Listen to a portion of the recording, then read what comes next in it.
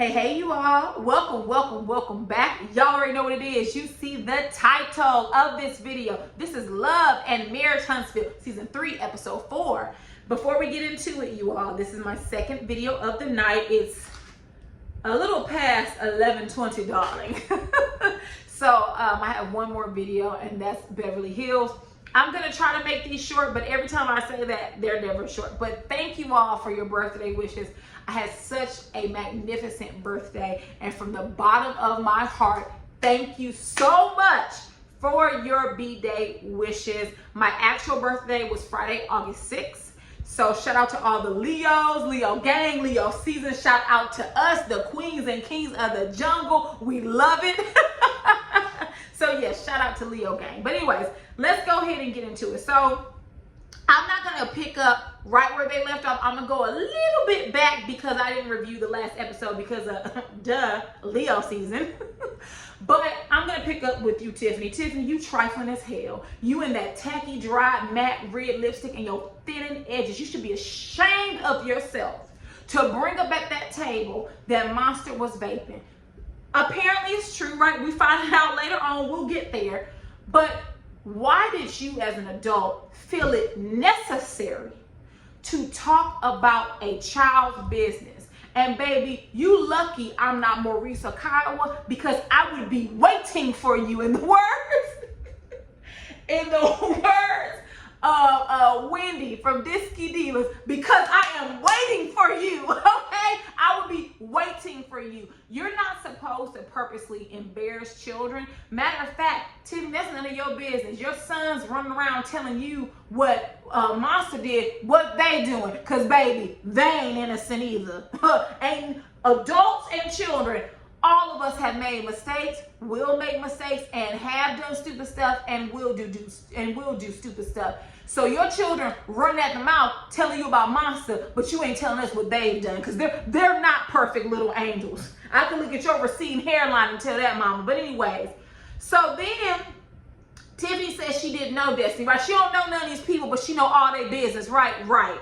So she says, oh, that's right. I know where I met you. Remember? She didn't say his name, LeBert. I don't know if they can't say his name, but remember he got an award, and the next day I was at your house and I said, I love what you had on yesterday. You were like, that wasn't me. Tiffany, the fact that you asked that question, let me tell you something. Tiffany's not stupid. She knew that wasn't Destiny. She decided to let her know that another woman was with her husband. When I'm talking about when she did it back then, she knew what she was doing. And then you bring this up at this girl's birthday party, and Destiny gets up and runs to the bathroom. And Tiffany said something like she didn't see the issue, and that Jessie was being dramatic when she left. No, dramatic would have been her taking a plate and knocking you upside your big ass forehead. That would have been dramatic, because then that what you would have been deserved. This woman went through a divorce. I'm pretty sure that Destiny did not want to divorce, because based on their story from last season, they were on and off for 6 years, which Destiny, red flag, on and off for 6 years does not equal a stable foundation for marriage. I'm just saying. And then she got married, and when she wanted to move down, LeBert was like, oh, you moving? Yeah, right? We're husband and wife. What do you mean? He wasn't ready for her to come down there. So I don't know if LeBert cheated. What I can say is that 2 + 2 = 4, not Jello. So Destiny, when you came and sat back down and Melody asked you, had he been cheating? And you were like, no, just like many couples, we didn't survive COVID. Y'all need to stop using COVID as an excuse. The fact of the matter is that a lot of y'all didn't like each other to begin with. And when you were stuck together, you could no longer tolerate it. Plus, the pandemic is stressful, right? We're not over the pandemic. We're not over. People keep referencing COVID like it's no longer. No, it still is, and it's going to get worse if y'all don't wear y'all masks. I'm not even going to tell you to go get vaccinated, right? Because that's a personal decision. But wear your mask. I am fully vaxxed, and I mask up. F it, mask on, not off. But anyways, Destiny, y'all had issues before that. You were rocky for 6 years, then you got married, and And we saw y'all while you was pregnant, and you were rocky then as well. So this had nothing to do with COVID. You two did not need to get married in the first place, period. And also, Destiny, if you're gonna be on a reality show, you sign up to tell your business. You're not doing that, and I don't like that. Oh my God, that sounds horrible. But see, here's the thing. I'm a private person. So I would never go on a reality TV show. I'm a very private person. I let people know what I want them to know. Now, my loved ones, I'm more open with them, right? But if I don't know you, no, baby, this maximum security over here. How you doing? Good. What's your husband's name? Mr. Canary? Like, I'm just very private. So, but Destiny, you signed up and you need to be honest. Somehow Kim and Destiny are really close now. I don't get it. She said, that's my sister from another mister. I don't know when this happened, but cool, right? I'm good. And Destiny, I thought it was funny when she was about to cut her birthday cake. She was like, birthday cake. And Melody said, girl, Kimmy, you need to make sure that Jalen in the house by 10 p.m. tonight because Destiny's going to be after him. But I thought that was funny. But on a side note, Melody, you took a little bit too much joy in the things that Tiffany was saying. I'm going to go ahead and release this from my chest because it's been on me for a while. I don't care for the character that is Melody. At least not at this moment. My mind could change.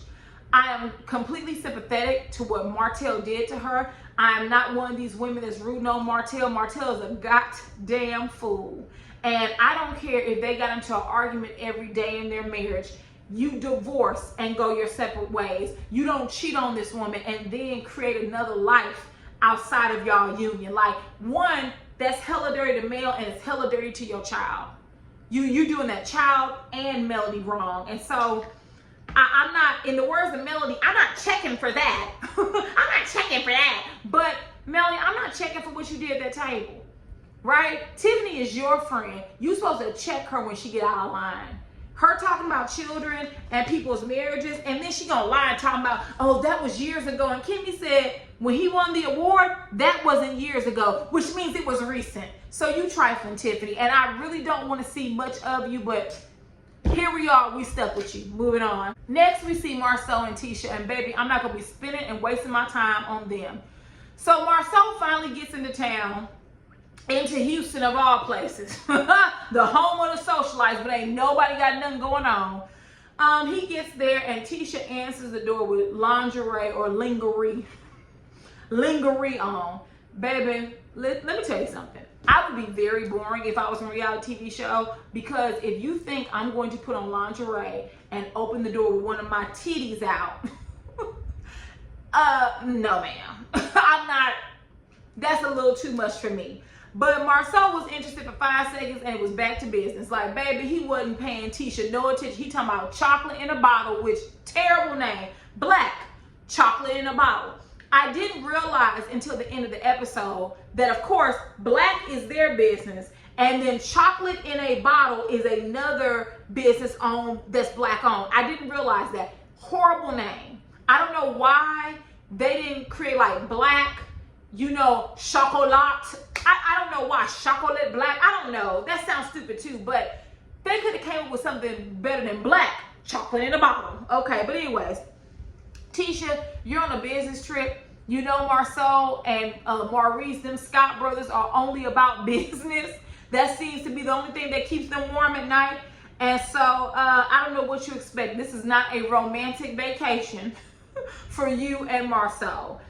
Tisha then says she called Jalen to check on Black, and Jalen says, I'm here every weekend by myself. I got it. Like, Tisha and Marcel, y'all are playing it up for the cameras to make it seem like you guys are involved in the day-to-day physical operations of the business. But we'll get to more of that a little bit later, because Marcel and Tisha are full of ish when it comes to Jalen and this general manager and assistant manager position. Moving on. Next, we see that Kimmy talks to Maurice, and she drops the bomb on him. I went to Destiny's birthday party, and Melody's friend Tiffany told me that monster was vaping in the bathroom. Is that true? And Maurice says, yeah.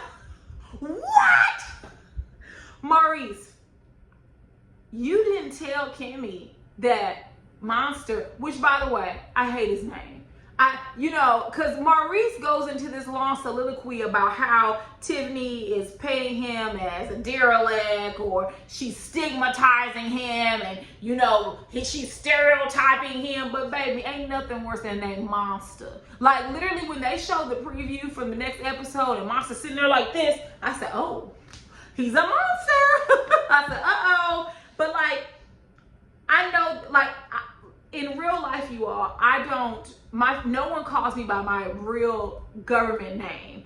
The only time people who are close to me call me by my government name is when I'm in trouble. So at the work, government name, but like friends and family, close friends and family, they call me by my nickname. So I understand nicknames, but Monster, like, I can understand he was maybe a little monster growing up, but we gotta change that. So anyways, Maurice is upset, which he should be. He should be upset. He said, I don't think I'm going to like this Tiffany person very much, which you shouldn't.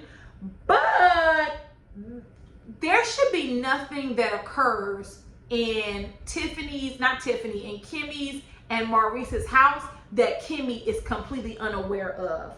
The fact that he was vaping and she didn't know that, and then your response was, well, I didn't even tell Kyle. I told him I wasn't going to tell nobody, but I told Kyle, but I didn't approach her with a solution. I just told her how I was going to handle it.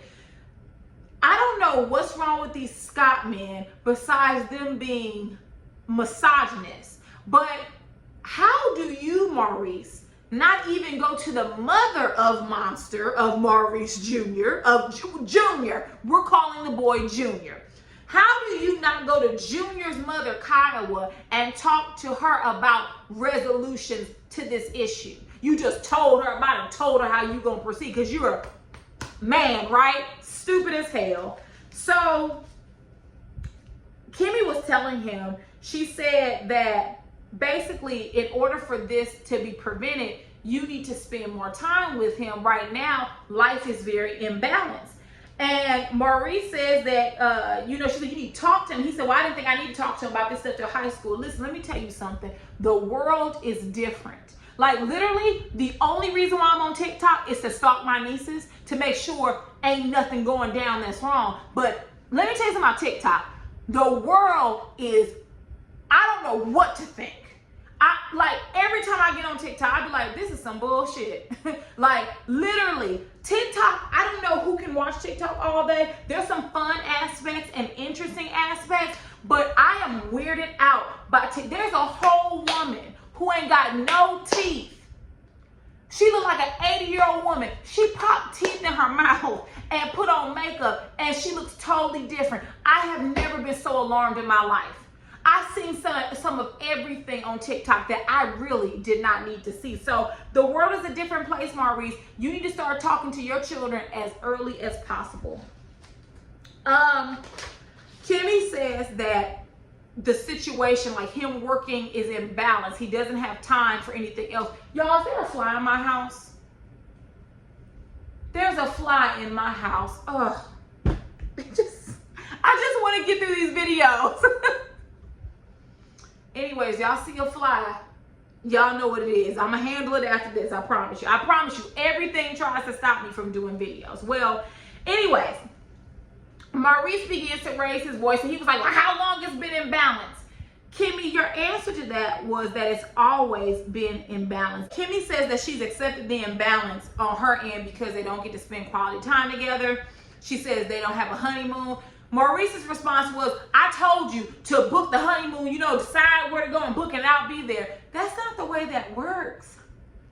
I want you to be in on the decision-making process. But Kimmy, you haven't accepted it because you keep mentioning it, which I understand why. But here's my problem with you, Kimmy, and I'm saying this woman to woman. If Maurice has always been a man who has placed work first, placed Kyle first, place Monster first, and you literally, I saw the fly, y'all. I saw it. I'm gonna tear him up. I'm gonna tear him up. Where is he at? I'm gonna tear him up. Remember when Obama caught that fly in his hand and said, that's gonna be me.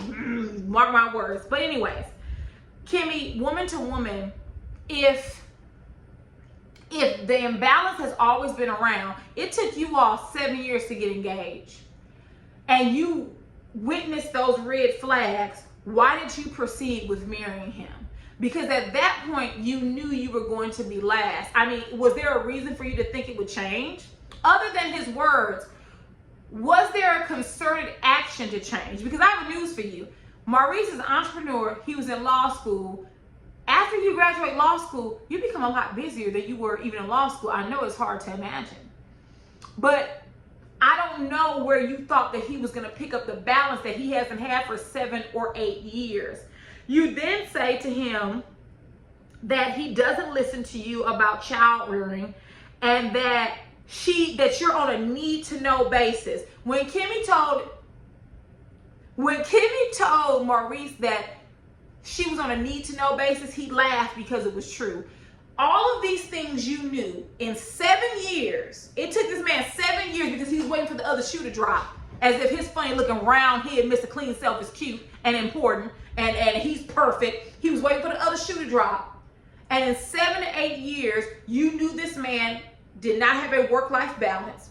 You knew that you came last. You knew that you were on a need-to-know basis. You knew that he did not want your opinion, or that you could give it, but he was not going to take your advice about child rearing. So why did you marry this man again?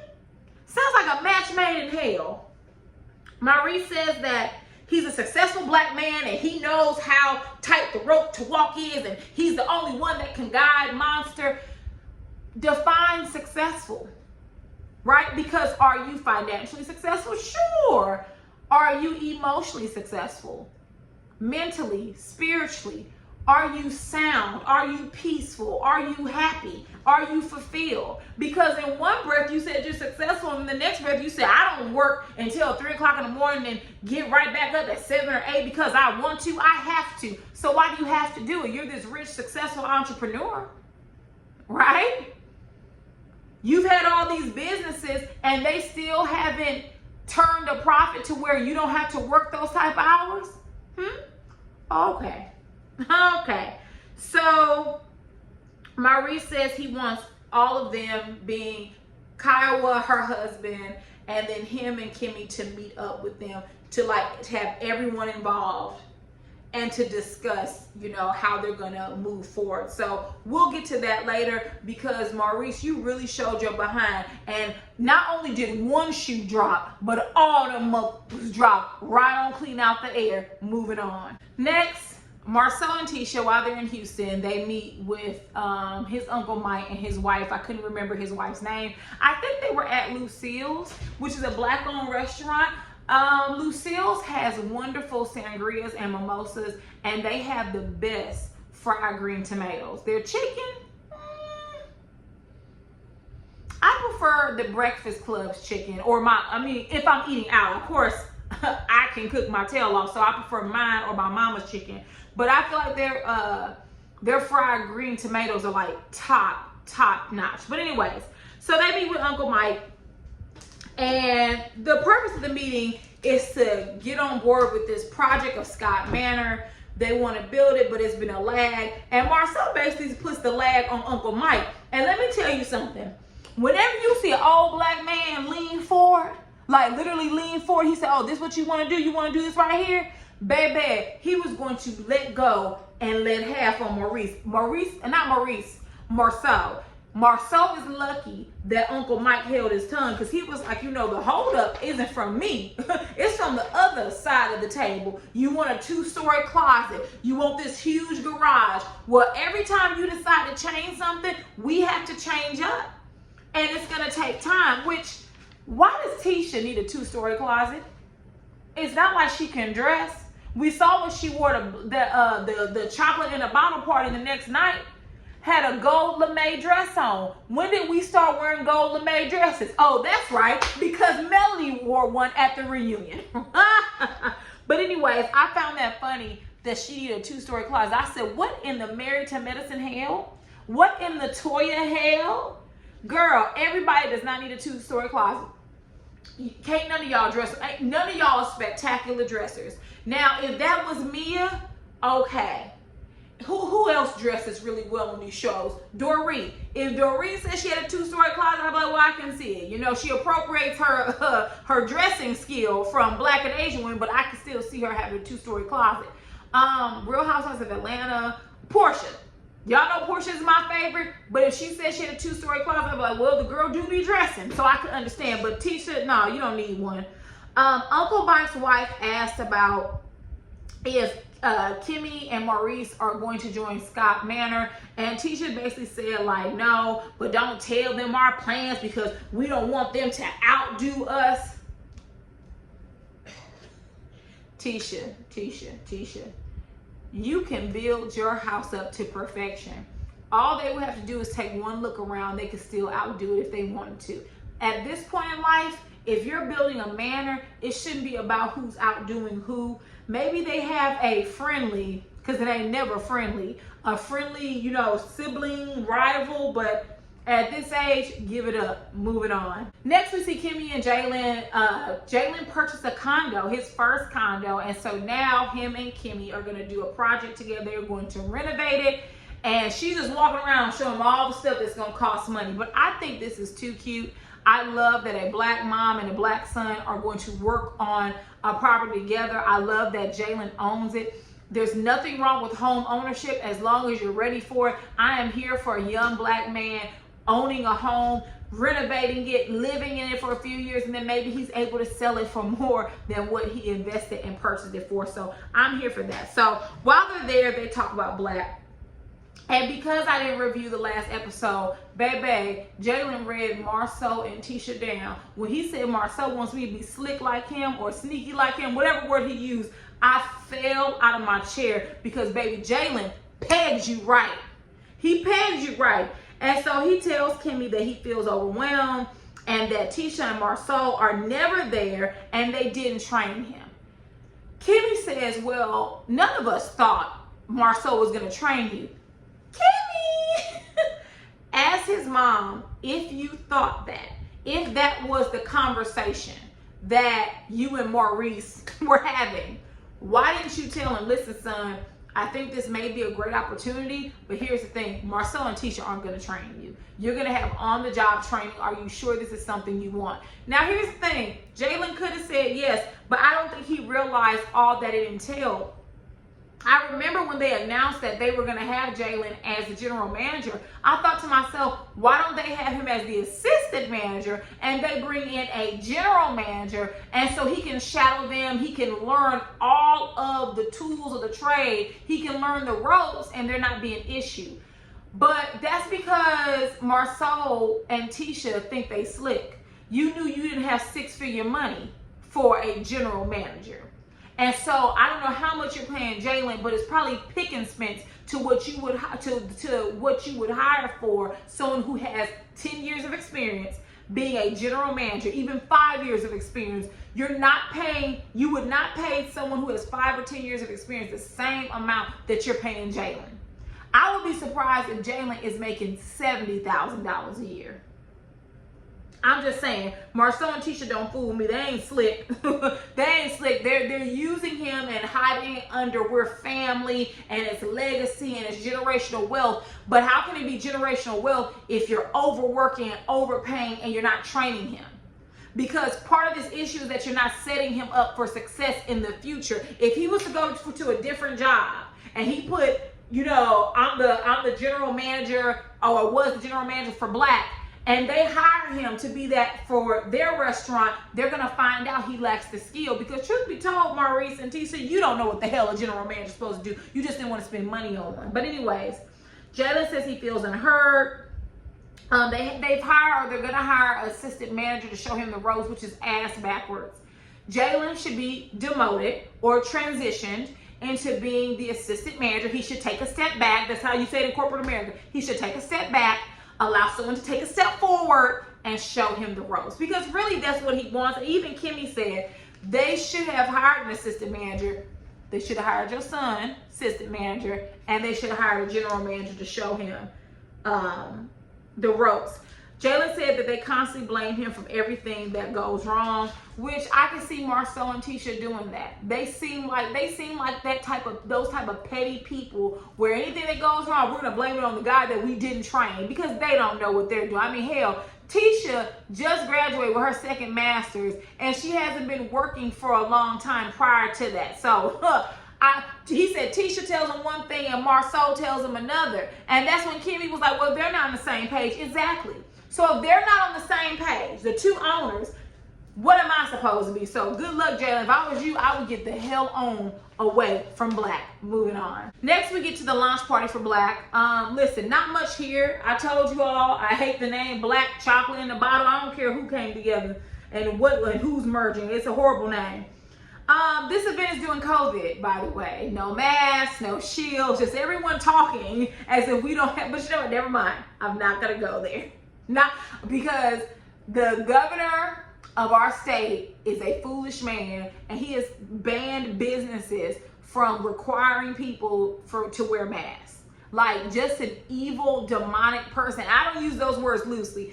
Evil, demonic, and I just want to know how he was able to be governor. And like if it's up to me, next year he won't be. I'm not gonna have Abbott in office making poor decisions for the state. Like we just can't have that. But anyways, so you see Houston full of socialites, honey. Everybody's a socialite, ain't got no job.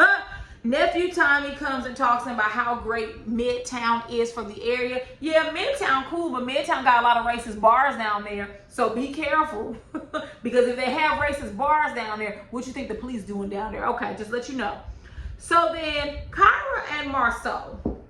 So the remainder of this scene was heavily edited. You see Kyra, I think the cast of Ready to Love, I don't watch the show, I've seen a few clips here and there. So Kyra bumps into Marcel, they introduce one another or whatnot, and Tisha gets upset. You see that he comes outside and she's like, oh, I see, you know, the lady in the red dress was all over you. And you see her wipe her eyes. I don't know if she was crying. I don't know if she was truly upset. I don't know if she had something in her eye, like a hair or maybe a gnat could have flown in her eye. It seemed odd because he said, listen, I just want to let you know you're beautiful. So I'm just going to take the scene for what it is because I can't play guessing games with this editing. Tisha is really insecure. And Tisha, you're not an ugly woman. You're actually a very cute woman. There's really no reason for you to be insecure, but it's also how she was raised. It's how she experienced life. I remember Tisha saying, like, people saying, oh, you're cute for a dark-skinned girl. Those things weigh on your psyche. They weigh your self-esteem down. So I understand her self-esteem is low. But you have 3 children, 4 children. I forgot how many children they have. You got to get together, mama. Because, and also let me say this. If Marcel was not a flirtatious man or possibly a cheating man, that wouldn't bother her. It would not bother me if my husband went up and said, hey, how you doing? Welcome to our premiere. It wouldn't bother me. It would only bother someone who has or is being cheated on or mistreated. And I'll just leave that there. Moving on. Finally, we get to the last scene where Kimmy and Maurice are ready to have lunch with Kyle and her husband. I forgot his name. My apologies. And, you know, they seem, you know, Maurice seems excited like they're going to have both parents and step-parents for the first time in how many years together, which, once again, another red flag. Kimmy, if you're dating a man that has a child, I would have wanted to sit down with Kyle and Kyle's husband long before we were engaged and long before we were married. The fact that it's just happening now, a hot mess. But these are all red flags you ignored, so here we are. So Maurice is looking at his pocket. He like, when Kyle and the husband coming, because I have a meeting with the lawyer and I can't reschedule. Kimmy said, well, did you tell her about the meeting? No. If you have is that not normal? Hey, I can meet with you at 5, but it has to be quick because I have another meeting at 6. Okay, we can meet at 7, but only for 30 minutes because after that I have an appointment for something else. Why wouldn't you tell Kyle that you had another meeting? that just, what is wrong with these Scott men? Like, who does the thinking at the Scott household? Like, my God. So, and I will say this, Kyle, y'all was hella late because they ordered food and the food was brought out and you still had yet to arrive. So Maurice looks at Kimmy, he's like, listen, I gotta go. If they're not here in 7 minutes, I gotta go. He said, but you kind of know where my heart is, right? And Kimmy was like, no, I'm not gonna talk for you. And Maurice is like, well, I gotta go. And from what we see, he gets up and leaves. And we then see Kyle and her husband are coming into the restaurant. But Kimmy looked pissed. And let me tell you something, Maurice. If you would have left, I would have left as well. I would have boxed up my food. I would have left your food right on that platter. Because here's the thing. Why did you order food if you knew you was going to leave? Right? So I would have left too. I would have boxed up my stuff. I would have got up and left. And it would have been was what it was. Because let me tell you something, Maurice. You don't really care about the needs of Kimmy. And as Kimmy has said, you only want to make Kyle happy so that you can get to keep Monster. You are using Kim as a certified babysitter. Because I used to think, well, Kimmy, you knew you were marrying a man with a child and maybe there's a possibility he would come and live with you all. So what's the problem? I now see very clearly the problem is that Maurice wants Kimmy to babysit his son, but he does not want her to have input on his life and the rearing. He has her on a need-to-know basis. Well, baby, I would be on a need-to-know basis to watch your son as well. You got the right one. So if there's nothing else, you guys drop down in the comments and let me know what you felt about this episode. And I will see you all later. Bye.